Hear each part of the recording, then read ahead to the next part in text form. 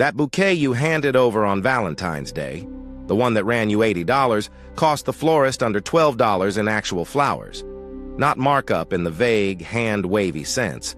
$12. Cash. And the holiday didn't just raise the price a little. It systematically rewired every layer of the supply chain against you.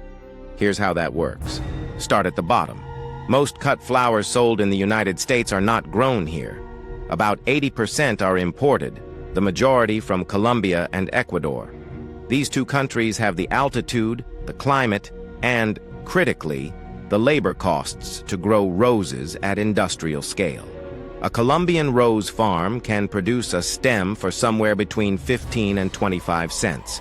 That's the cost at the source before it moves an inch. From the farm, flowers go to a packing facility, get refrigerated, loaded onto cargo planes, and flown north. Miami is the entry point for most imported flowers. It's home to the largest flower auction infrastructure in the country. By the time a stem clears customs and lands at a wholesale distribution hub, that 20-cent stem is now sitting at roughly 40 to 60 cents. Transportation and cold chain handling doubled the cost before any American business touched it. Then it hits the wholesale market. Wholesale distributors, the middlemen most consumers have never heard of, buy in bulk from importers and sell to florists.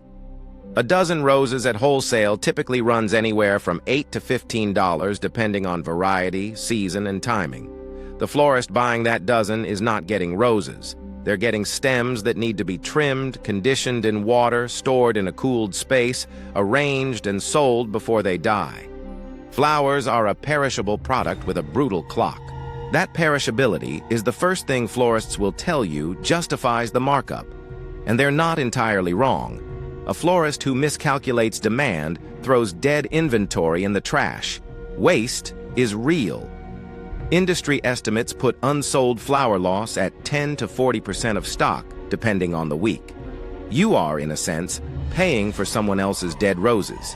That cost gets baked into your price whether you like it or not, and the florist absorbs it as the baseline risk of operating. But here's what they don't tell you. The standard retail markup on flowers is not 10% or 30%. It's somewhere between 300 and 500% on the raw material. That $12 wholesale cost on a mid-range Valentine's bouquet, a dozen roses, some filler greens, a ribbon, becomes $80 at the register. The waste argument explains maybe $30. The rest is margin, plain and simple. Follow the money and that's where it goes. Now layer in the holiday. Valentine's Day is not just a busy day for florists. It is a supply chain event that runs on manufactured scarcity. Every level of the chain knows the demand spike is coming. Farm, importer, wholesaler, florist, and every level adjusts pricing accordingly.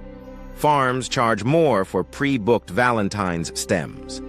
Importers charge more. Wholesalers charge more. The florist's input cost for that dozen roses in early February can be 2 to 3 times the price they'd pay in March. The florist pays more for the raw material, passes it on, and then adds their standard markup on top of the already inflated base. That's compounding. A stem that costs 25 cents in Colombia, 50 cents after import, $1 at wholesale in March, becomes $2.50 at wholesale in February, and then gets marked up 3 to 5 times at retail.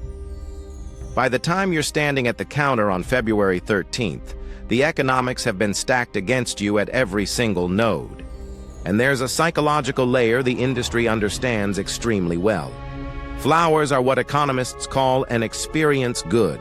You can't evaluate quality until you've already committed.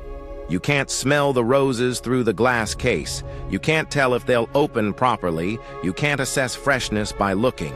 So the seller has nearly all the information and you have almost none. That asymmetry is worth money, and the industry has priced it in. The same dynamic runs through wire services, the companies that let you order flowers online for delivery to another city. FTD, Teleflora, 1-800 Flowers. These are not florists. They are order-gathering operations. When you spend $70 on their website, Somewhere between 20 and 30% goes to the wire service as a fee before the local florist sees a cent. The local florist then has to produce an arrangement for what's left, which is rarely enough to match what you saw on screen. The advertised photo on those sites is a best-case interpretation. What arrives at the door is built to the price the florist actually received, minus their own costs and margin. A study by the Society of American Florists found that what consumers expect and what gets delivered diverge significantly in both size and flower count. The catch is that no one calls to complain about flowers. You hand them over, they get appreciated, they die, and the transaction evaporates. The feedback loop never closes. Supermarket flowers enter this story as an interesting wrinkle. Trader Joe's, Costco, and similar chains sell flowers at prices that make florists' margins look embarrassing. A dozen roses at Costco around Valentine's Day can go for $20 to $25. How? Volume. These chains buy at a scale that gives them direct import relationships and eliminates the wholesale middleman entirely. Their margin is thinner, but the volume makes it worthwhile. The quality is frequently comparable. The florist industry hates this fact. That said, a florist does provide something a supermarket doesn't: design, customization, and expertise. A skilled florist sources unusual varieties, builds arrangements that hold together architecturally, advises on seasonal availability. If you want 12 red roses in a vase, a supermarket is hard to beat on value. If you want something genuinely designed, a florist earns part of that premium. The key word is part, not 400%. Here's the counter move. First, if you're buying for a holiday, buy 3 to 5 days early. Prices are lower, selection is better, and roses bought in bud will open perfectly by the holiday. Second, ask the florist what's in season right now, not what's on display.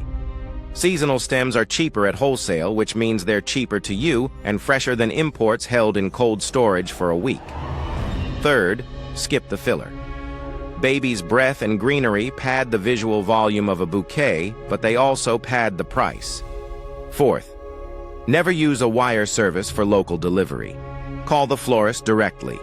You cut out the 25% platform fee, meaning either you pay less or the florist builds you a better arrangement for the same money. Usually both. Fifth, if the occasion doesn't demand a florist's craft, Costco, Trader Joe's, or a farmer's market is not a compromise. It's just the supply chain with one fewer markup node in the middle. The flower is the same flower. The $80 Valentine's bouquet isn't a scam exactly. The labor is real. The waste is real. The refrigeration and transport are real. But the structure, farm to importer to wholesaler to wire service to florist to you, is a chain designed to extract at every link. And Valentine's Day tightens every bolt on that chain simultaneously. Now you've seen it. The machine doesn't change, but you don't have to walk into it blind.